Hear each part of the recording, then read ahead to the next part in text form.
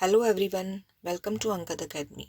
आज हम करेंगे क्लास 9th की साइंस का 6 चैप्टर टिश्यूज़ वाले चैप्टर का लास्ट पार्ट।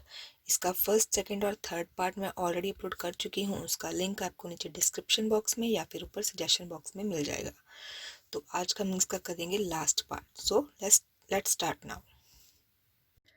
अब दिया हुआ है आगे कनेक्टिव टिश्यू। कनेक्टिव टिश्यू में क्या है? Blood is a type of connective tissue. जो ब्लड होता है वो कनेक्टिव टिश्यू का ये तरह का होता है। Why would it be called a connective tissue? इसको कनेक्टिव टिश्यू क्यों बोलते हैं?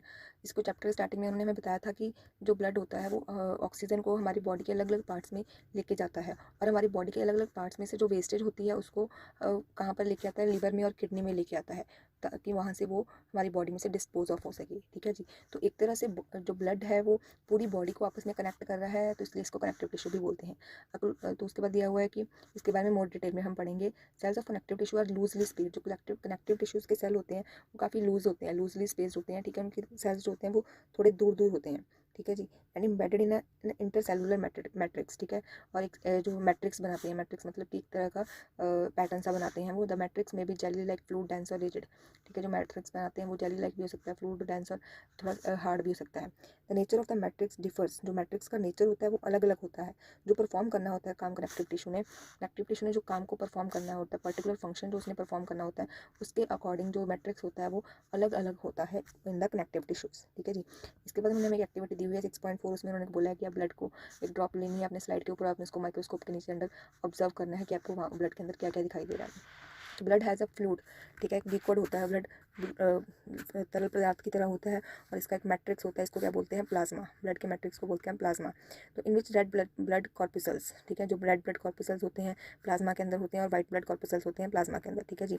इस इमेज में इन्होंने आपको रेड ब्लड पार्टिकल्स और, एक मिनट, ये देखिए रेड ब्लड कॉर्पिसल्स दिखाए हुए हैं। ठीक है जी।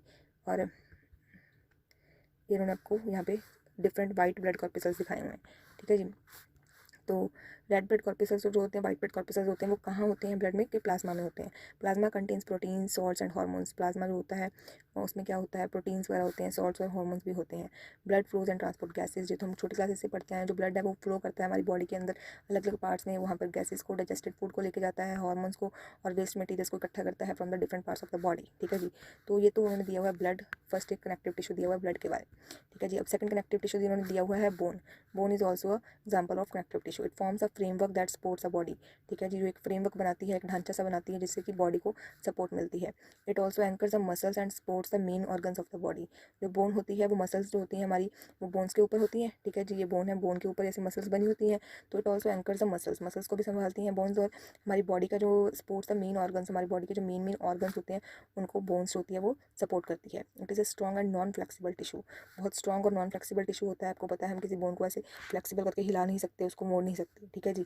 तो bone cells are embedded in hard matrix. जो बोन के सेल्स होते हैं वो हार्ड मैट्रिक्स के साथ, मैट्रिक्स उनका बने होते हैं। दैट इज कंपोज ऑफ, जो कैल्शियम और फॉस्फोरस कंपाउंड के साथ बने होते हैं। हार्ड मैट्रिक्स होता है इनका, हार्ड मैट्रिक्स एम्बेड होता है इनके अंदर बोन सेल्स के अंदर, और ये कैल्शियम और फॉस्फोरस कंपाउंड्स के साथ बने होते हैं। ठीक है जी, कैल्शियम और फॉस्फोरस कंपाउंड। ठीक है जी। एक तो हमने करा है कनेक्टिव टिश्यू, पहला हमने करा ब्लड, और दूसरा कनेक्टिव टिश्यू हमने कौन सा करा है? बोन। अब दोनों, इसके बाद ये दिया हुआ है थर्ड कनेक्टिव टिश्यू दिया हुआ है। Two bones can be connected to each other by another type of connective tissue. ठीक है जी। जो दो बोन्स होती हैं वो आपस में एक दूसरे के साथ अटैच होती हैं। ठीक है, टू बोन्स जो होती हैं, एक मिनट, जो टू बोन्स होती हैं वो आपस में एक दूसरे के साथ कनेक्ट होती हैं। किसके जरिए कनेक्ट होती हैं? लिगामेंट के जरिए। ठीक है जी। जैसे ये बोन्स है, यहाँ पर एक ऐसे छोटा सा लिगामेंट बना होता है, ये लिगामेंट होता है। इसके थ्रू जो होता है वो दो बोन्स जो होती हैं आपस में कनेक्ट होती हैं, इसको लिगामेंट बोलते हैं। जो ये लिगामेंट होता है ये बहुत इलास्टिक होता है। ठीक है जी, इलास्टिक होता है। इट हैज़ कंसिडरेबल स्ट्रेंथ, बहुत स्ट्रेंथ भी होती है इनके, इसके अंदर।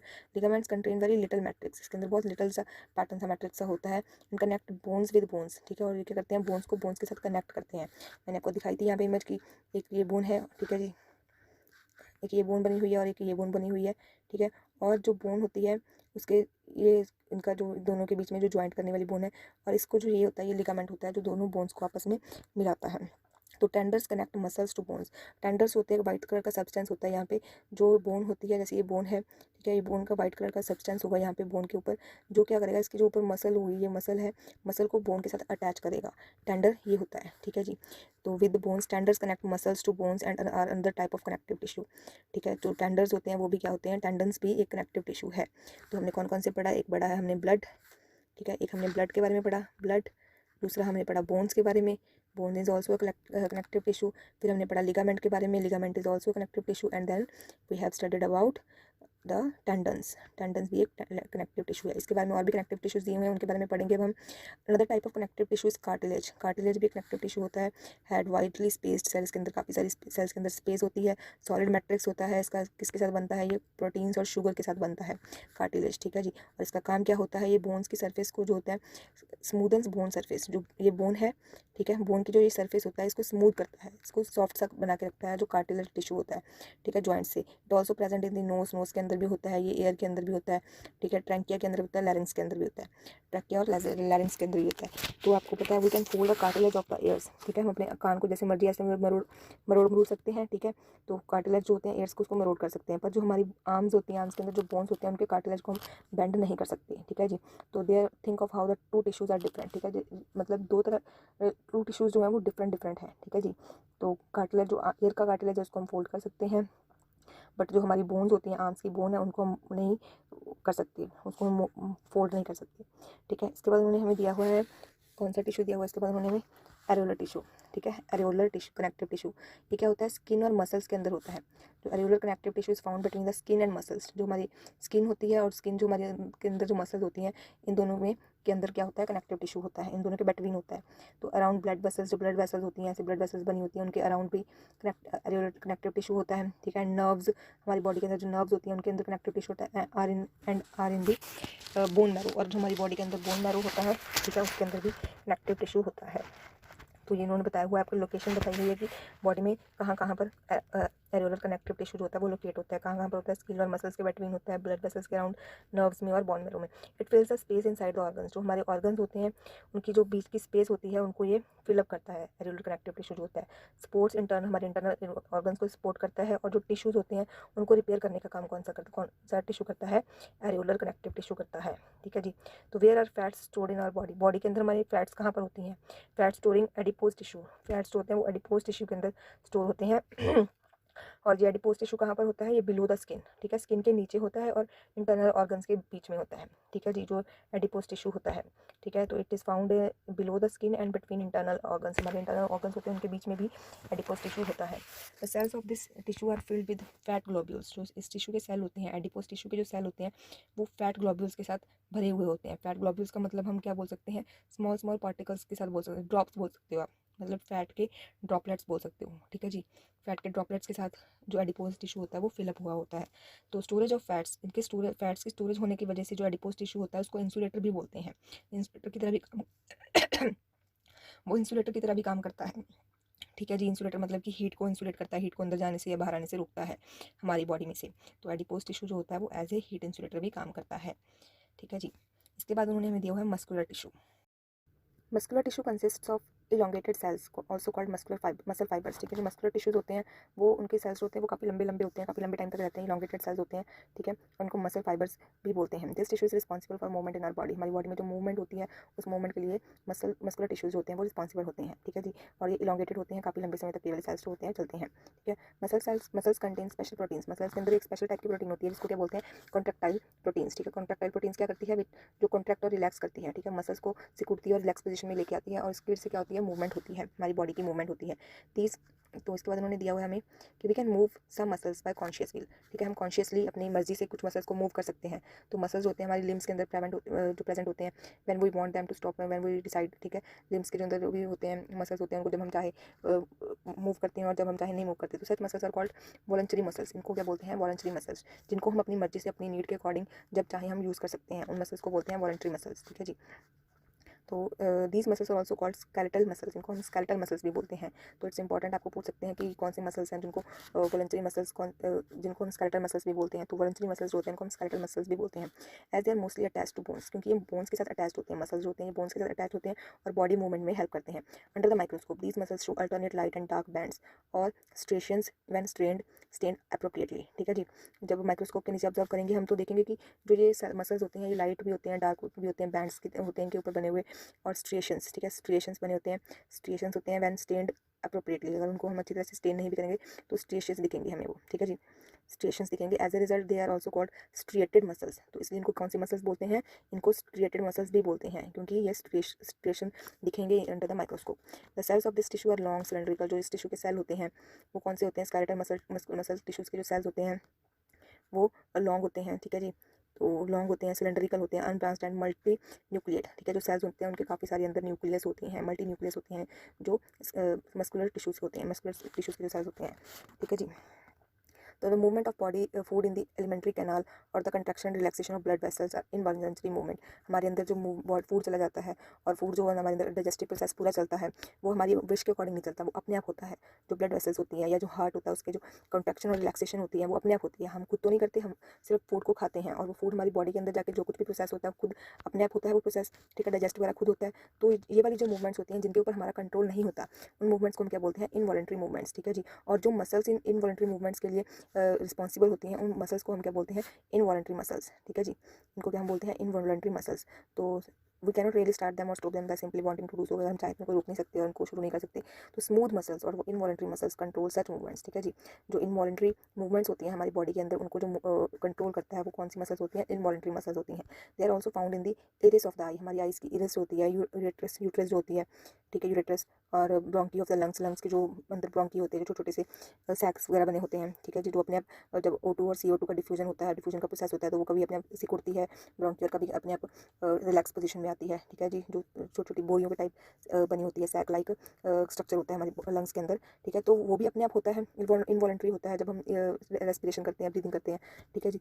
तो इस तरह की जो इनवॉलंटरी मसल्स होती हैं, इनवॉलंटरी जो मूवमेंट होती हैं उनको उनके लिए इनवॉलंटरी मसल्स होती हैं वो रिस्पॉन्सिबल होती हैं। तो उन्होंने लोकेशन बताई हुई है कि कहाँ कहाँ पर होती है, ये हमारी बॉडी में कहाँ लोकेट होती है।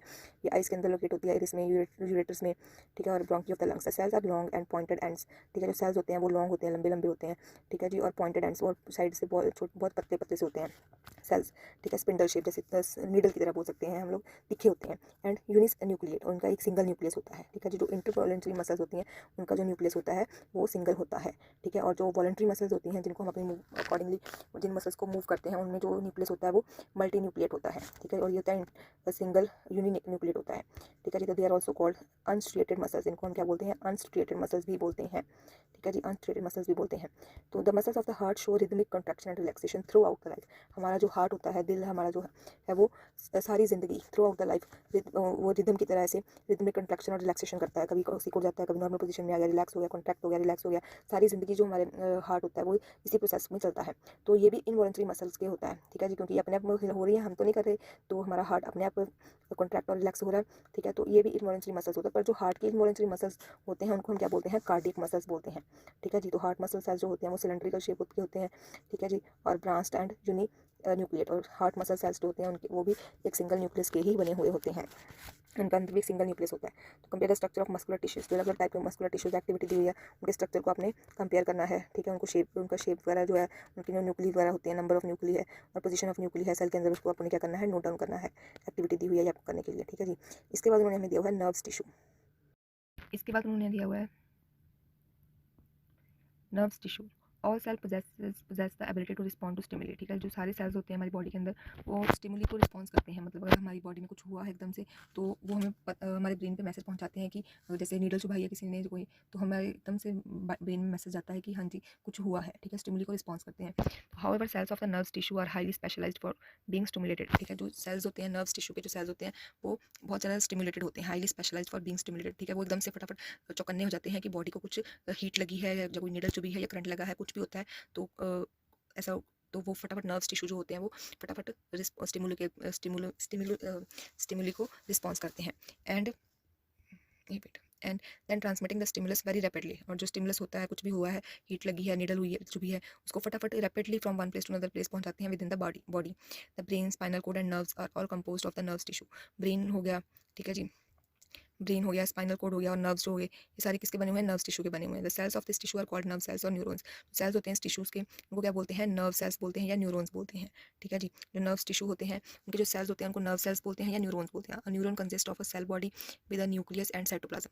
जो न्यूरॉन होता है वो क्या होता है, उसमें क्या होता है, सेल बॉडी आती है, न्यूक्लियस आता है, ठीक है जी। ये दिया हुआ है, न्यूरॉन दिया हुआ है, उसमें सेल बॉडी आती है, पूरी न्यूक्लियस आ जाता है और साइटोप्लाज्म आ जाता है, ठीक है। तो usually each neuron has a single long part. जो हर एक न्यूरॉन होता है उसका एक सिंगल लॉन्ग पार्ट होता है, ठीक है। प्रोसेस कॉल्ड द एक्सन, उसको क्या बोलते हैं, एक्सन बोलते हैं। ये जो है पूरा इसको क्या बोलेंगे, एक्सन बोलेंगे।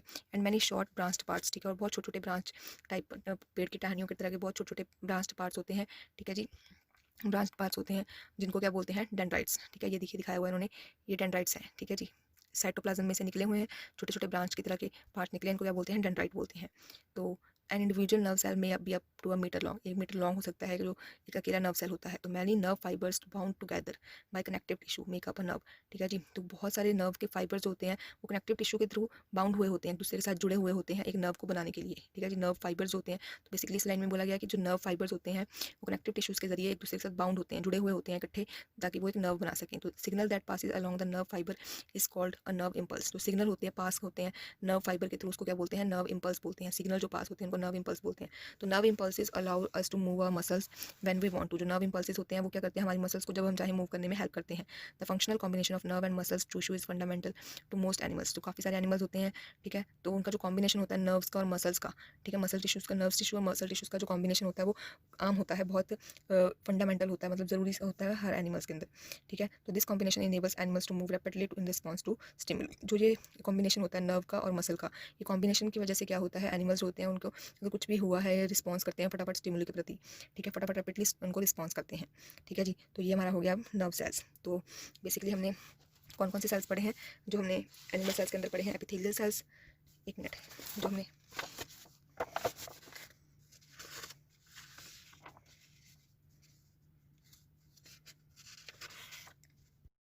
तो जो हमने एनिमल टिश्यूज़ के अंदर टोटल टिश्यूज़ पढ़े हैं जो एनिमल्स के अंदर होते हैं टिश्यूज़, वो कौन कौन से हैं। एक हमने पढ़ा है एपिथेलियल टिश्यू, ठीक है जी, फर्स्ट हो गया एपिथेलियल टिश्यू। एपिथेलियल टिश्यू, इसके भी आगे पार्ट्स पढ़े थे हमने काफ़ी सारे, ठीक है जी। उसके बाद उन्होंने जो दिया हुआ है वो है connective tissue, muscular tissue. Connective tissue जो एक कनेक्टिव टिश्यू होता है जो कनेक्ट करता है बॉडी के अलग पार्ट्स को। मस्कुलर टिश्यू जो कि हमारी बॉडी में मूवमेंट में हेल्प करता है, मसल्स को कॉन्ट्रैक्ट और रिलैक्स करता है। इसके बाद हमने फोर्थ पढ़ा है नर्व्स टिश्यू, ठीक है जी। इसके बाद हमने फोर्थ पढ़ा है नर्व्स टिश्यू। तो ये 4 तरह के टिश्यूज़ जो होते हैं वो एनिमल्स के अंदर हमने पढ़े हैं। और जो प्लांट्स के अंदर हमने पढ़े थे वो कौन कौन से थे, एक था हमारा प्लांट के अंदर मेरिस्टेमेटिक टिश्यूज़, ठीक है जी। मेरिस्टेमेटिक टिश्यूज़ जो उनकी डिवाइडिंग और नॉन डिवाइडिंग रीजन के अकॉर्डिंग उनको क्लासीफाई किया हुआ था। और दूसरा होते हैं परमानेंट टिश्यूज़, ठीक है जी। परमानेंट टिश्यूज़, 2 तरह के टिश्यूज़ हमने इन प्लांट सेल्स पढ़े थे। तो that's all for today. If you like this video then please like and share and don't forget to subscribe my channel for more videos. Thanks for watching.